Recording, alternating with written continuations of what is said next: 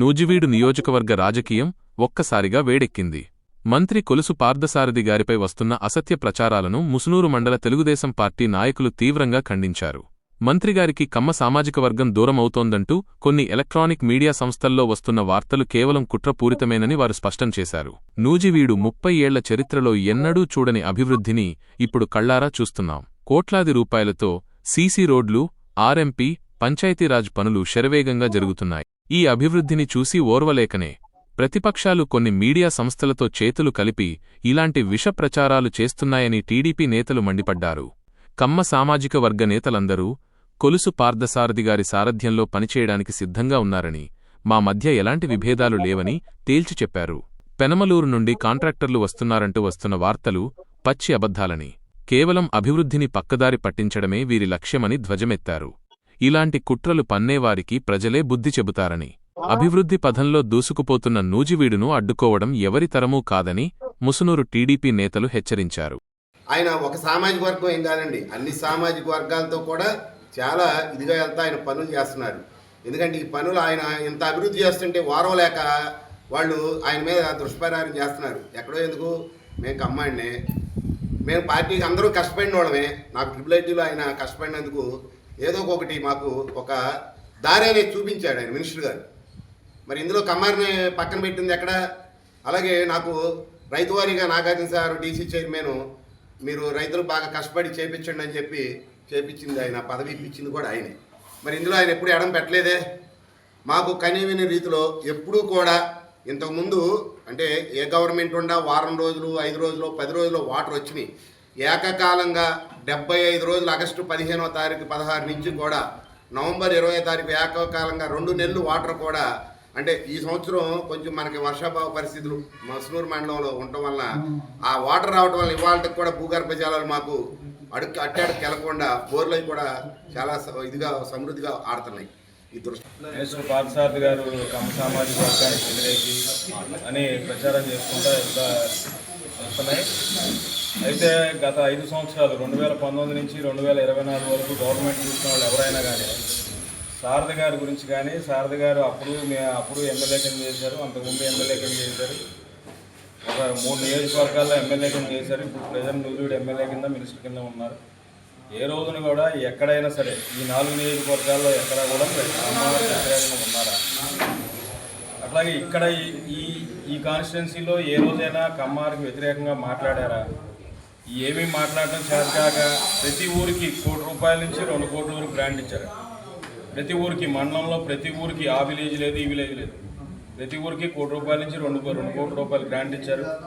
అట్లాగే మా సామాజిక వర్గంలో ఎవరైనా కానీ వెళ్తే ఏ రోజైనా పని చేయకుండా పంపించడం అనేది లేదు. సామాజిక వర్గంతో సంబంధం లేకుండా ప్రతి ఊళ్ళోనూ ప్రతి పదవి అన్ని వర్గాలకి న్యాయం చేసే విధంగా పార్థసారథి గారు ప్రయాణం చేస్తున్నారు.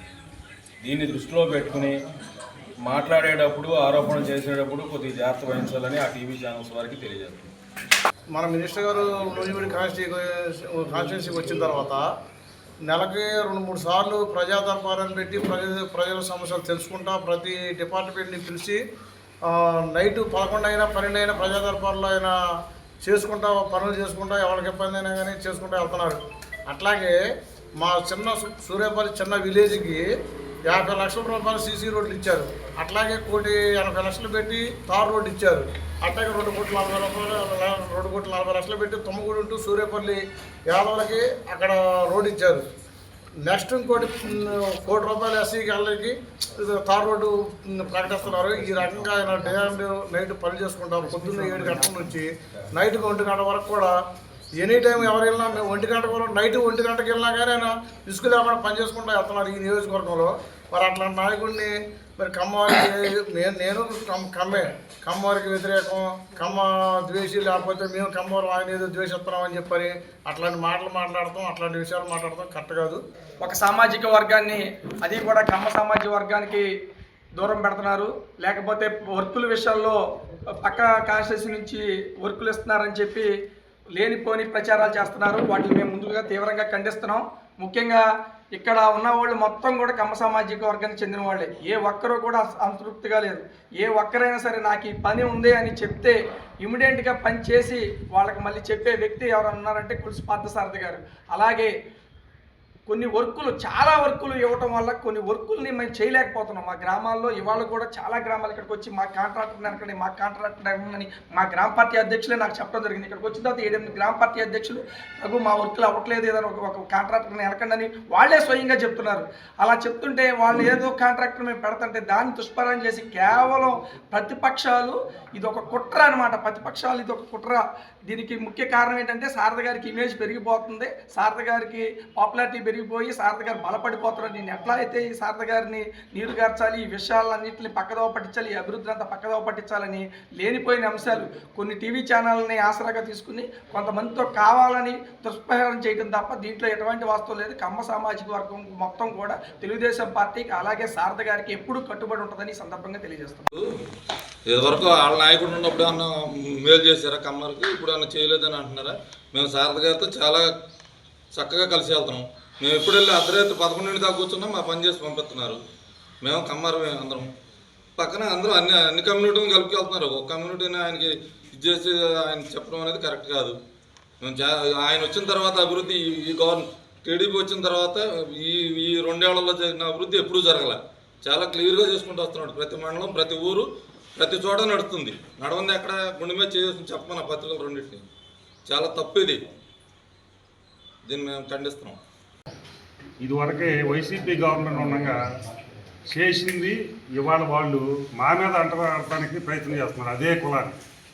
అప్పుడు కూడా ఎట్లాగే చేశారు వాళ్ళు, ఇవాళ కూడా అట్లాగే జరుగుతుందని చెప్పి ఒక మంత్రి గారిని అంటగట్టి, ఇట్లా కులాన్ని అంటగట్టి ఎడం చేయడానికి చూస్తున్నారు. కానీ ఇక్కడ అన్ని మండలాల్లో కానీ టౌన్లో కానీ ఎక్కడైనా సరే ఒక కులం కాదు, అన్ని కులాలని కలుపుకుని అయినా ఏ పని చేసినా కూడా ఎవరు వెళ్ళి అడిగినా, ఏ కులం వెళ్ళి అడిగినా కూడా కులం మాత్రం చూడరాయి. ఎందుకంటే ఆ పని చేయాలనే ఉద్దేశంతోనే ఉంటారు తప్పనిచ్చి ఎప్పుడు ఎట్లాంటి కులాలు తీసుకురాలేదు వీళ్ళు. ఎందుకంటే ఈ పత్రికలు కానీ వీళ్ళు కానీ ఇట్లా కులాల మధ్య సిచ్చు పెట్టి కొన్ని పత్రికలు కొన్ని పత్రికల్ని ఇట్లా సిచ్చు పెట్టి, కులాల మధ్య సిచ్చు పెట్టి మమ్మల్ని మంత్రి గారికి దూరం చేయాలనే ఆలోచనతో ఇట్లా చేస్తున్నారని మాకు అనిపిస్తుంది. మేమైతే అందరం కలిసికట్టుగానే ఉన్నాం. మేము పార్టీకి కానీ మంత్రి గారికి కానీ ఎప్పుడూ కట్టుబడి ఏ పని చేసినా కానీ అందరం కలిసికట్టుగానే పనిచేస్తాం. ఎవరో ఎన్ని అపోహలు సృష్టించినా కానీ ఒక కులాన్ని విడగొట్టడం లేదా ఇంకో రకంగా తగులు పెట్టాలని కానీ పంచాయతీలు చేయాలని ఇట్లాంటివి పెట్టుకుంటే వాళ్ళకే ఇబ్బంది. రేపు ఆయన అయితే ఎవరిని కూడా ఎప్పుడూ ఒక మాట అంటాం కానీ, పని చేయనంటాం కానీ, లేకపోతే మీరు రావద్దంటాం కానీ ఎట్లాంటిది ఎప్పుడు లేదు. వీళ్ళు ఎందుకు చేస్తున్నారో, ఇట్లాంటివన్నీ ఎందుకు పుట్టిస్తున్నారో మాకైతే అర్థం కావట్లేదు. మేమందరం కూడా ఏకకంఠంగా అందరం కూడా ఖండిస్తున్నాం దీన్ని. ఎప్పుడు కూడా ఎట్లాంటిది జరగదు. ఇక్కడ ఈ పార్టీలో అట్లాంటిది జరిగినా కూడా పైన మా హైకమాండ్ కానీ మంత్రి గారు కానీ ఎప్పుడు ఎట్లాంటివి చేయడానికి ఒప్పుకోరు. కాబట్టి దీన్ని తీవ్రంగా ఖండిస్తున్నాం.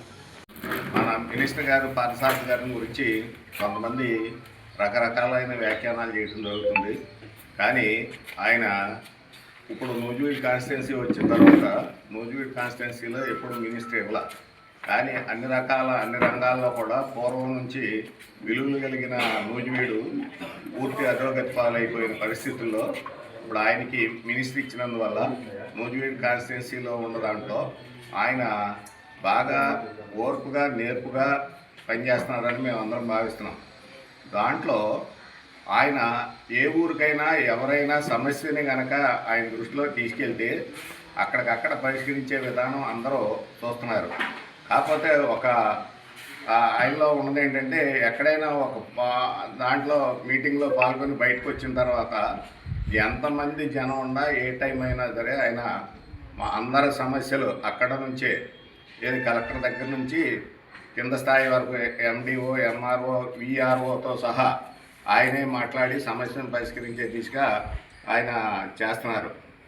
అట్లాగే మా గ్రామంలో ఈ సమస్య ఉంది, ఇక్కడ రోడ్ లేదు, లేకపోతే ఈ కాలం లేదు, లేకపోతే ఇంకోటి ఉంది, గ్రామ సమస్య కానీ వ్యక్తి సమస్య కానీ ఆ సమస్యని అక్కడికక్కడ ఆయన పరిష్కరించే దిశగా పనిచేస్తున్నారు. ఆయన చాలా ఓర్పు నేర్పుగా కూడా పనిచేసే విధంగా ఒక్కొక్క ఊర్లో ఎన్ఆర్జీఎస్ రోడ్లు పిల్లవాళ్ళు చేయమనంటే చేయలేని దానికంటే ఎక్కువ వర్క్లు ఇస్తే బయట వాళ్ళు కూడా వచ్చి చేసినా కానీ అవనంత పరిస్థితుల్లో ఉన్నాయి. సపోజ్ మా ఊరిని కనుక తీసుకుంటే మా ఊరికి కొద్ది రోడ్లకి ఎక్కువ ఇవ్వాలండి, ఏరియా ఎక్కువ అని అంటే ఆయన 17 లక్షలు సిమెంట్ రోడ్లకి ఇవ్వడం జరిగింది. అట్లాగే మాకు ఏదో సప్లై ఛానల్ ఉందనంటే దానికి కూడా ఒక ఎస్టిమేట్ అది తయారు చేయమని 9 కోట్లకి ఇరిగేషన్ వాళ్ళతో కూడా మాట్లాడి దాన్ని వేపించడం జరిగింది.